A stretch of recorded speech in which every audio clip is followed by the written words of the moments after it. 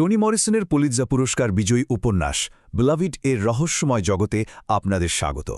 চলুন আজ আমরা এমন এক গল্পের গভীরে ডুব দেব যা আমাদের স্মৃতি, যন্ত্রণা আর মুক্তির মতো কঠিন কিছু প্রশ্ন নিয়ে ভাবতে বাধ্য করে।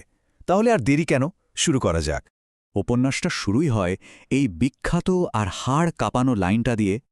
এই একটা লাইনই শুধু একটা ভুতুড়ে বাড়ির ছবি তুলে ধরে না, বরং গল্পের মূল রহস্যের দরজাটা হাট করে খুলে দেয়। এটা আমাদের এমন এক যন্ত্রণাময় অতীতের মুখোমুখি করে যা আজও পিছু ছাড়তে চায় না। গল্পের সময়টা হল 1873 সাল, আর জায়গাটা সিনসিনাটির 124 ব্লুস্টোন রোড। কিন্তু শুনুন, এটা কিন্তু কোনো সাধারণ বাড়ি নয়। এই বাড়িটা এক অস্থির আর রাগী আত্মার দখলে, যা সেখানকার বাসিন্দাদের জীবনটাকে একটা দুঃস্বপ্নের মতো করে তুলেছে। আর এই যে মা মেয়ে একেবারে একা, তার কারণ হলো ওই ভূতটা। বাড়িটা যেন একটা ভয়ের দুর্গ হয়ে গেছে। সেথে আর তার মেয়ে ডেনভার তাই বাইরের দুনিয়া থেকে নিজেদের একদম গুটিয়ে নিয়েছে, আর তাদের জীবনটা চালাচ্ছে এক নামহীন অতীতের ছায়া। এই থমথমে পরিবেশের মধ্যে পল ডির আশাটা যেন একটা দমকা হাওয়ার মতো। তার আগমনে ভূতটা কেমন যেন শান্ত হয়ে যায়, আর মনে হয় যাক, এবার হয়তো সেথে আর ডেনভার একটা নতুন জীবন শুরু করতে পারবে। কিন্তু না, এই শান্তিটা খুব বেশিদিন টেকে না।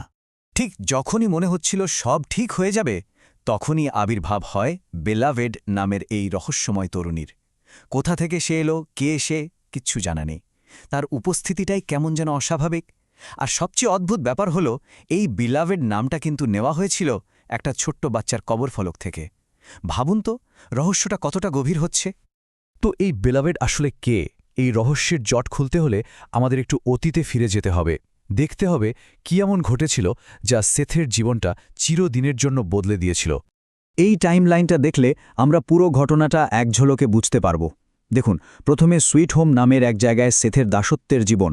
সেখান থেকে সে গর্ভবতী অবস্থায় পালিয়ে আসে।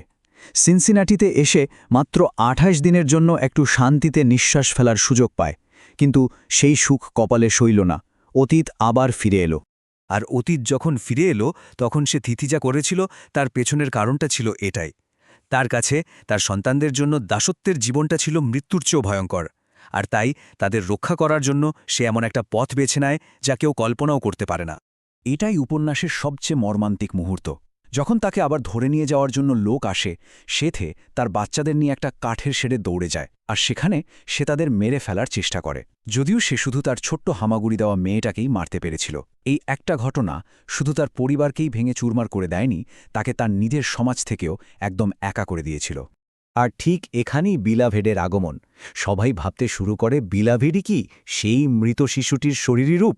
আসুন দেখি কিভাবেই বেলাভেড ধীরে ধীরে সেথের পুরো জীবনটাকেই গ্রাস করে নিতে শুরু করে। ওদের দুজনের সম্পর্কটা ছিল একদম পরজীবীর মতো। একদিকে সেথে তার সবকিছু বেলাভেডকে দিয়ে দিচ্ছে, দিন দিন রোগা আর দুর্বল হয়ে পড়ছে। আর অন্যদিকে বেলাভেড যেন তার সব শক্তি শুষে নিয়ে মোটা আর শক্তিশালী হচ্ছে। সেথে চাইছে তার ভালোবাসার ব্যাখ্যা দিতে, আর বেলাভেড তাকে শুধু একা ফেলে যাওয়ার জন্য দোষারোপ করছে। আচ্ছা, পল ডির কথা মনে আছে? সে তার নিজের ভয়ঙ্কর স্মৃতিগুলোকে একটা টিনের তামাকের বাক্সের মধ্যে যেন তালা দিয়ে রেখেছিল। মানে ওগুলো ভুলে থাকতে চাইত। কিন্তু বেলাভেডের প্রভাবে সেই বাক্সটা যেন তড়াম করে খুলে গেল, আর ভেতরের সব যন্ত্রণা বেরিয়ে আসলো। এই ধাক্কাটা পল ডি আর নিতে পারেনি, তাই সে 124 নম্বর বাড়ি ছেড়ে চলে যায়। পল্লী চলে যাওয়ার পর 124 নম্বর বাড়িটা যেন আরও একা, আরও ভুতুরে হয়ে গেল। কিন্তু এখানে গল্পটা একটা অসাধারণ মোড় নেয়। এবার সামনে আসে সম্প্রদায়ের শক্তি। আর এই পরিবর্তনের শুরুটা করে ডেনভার। যে মেয়েটা 12টা বছর ভয়ে বাড়ির বাইরে পা রাখেনি, সে তার মাকে বেলাভেডের হাতে তিলে তিলে শেষ হয়ে যেতে দেখে আর চুপ করে থাকতে পারল না।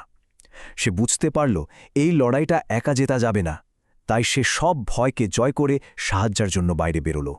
আর তার ডাকে সাড়া দিয়ে প্রায় 30 জন মহিলা এসে জড়ো হয় ওই বাড়ির সামনে।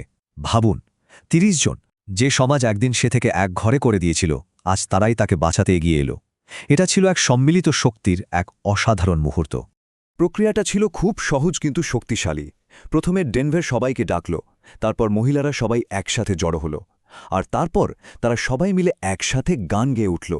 তাদের সম্মিলিত কণ্ঠের সেই সুরে এমন এক শক্তি ছিল যা বেলাভেডকে চিরদিনের মতো উধাও করে দেয়।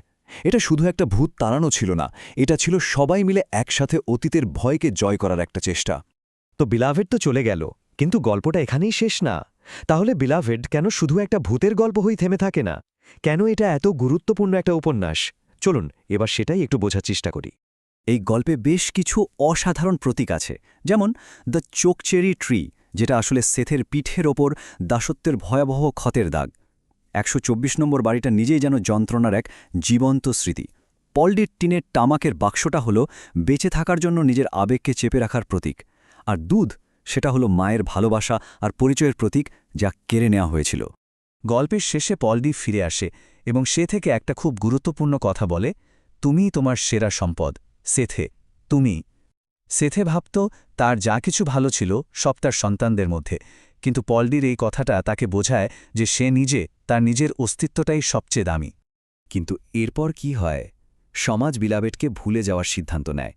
এটা কিন্তু সাধারণ ভুলে যাওয়া না, এটা হলো ইচ্ছে করে কোনো কষ্টকর স্মৃতিকে মুছে ফেলার চেষ্টা।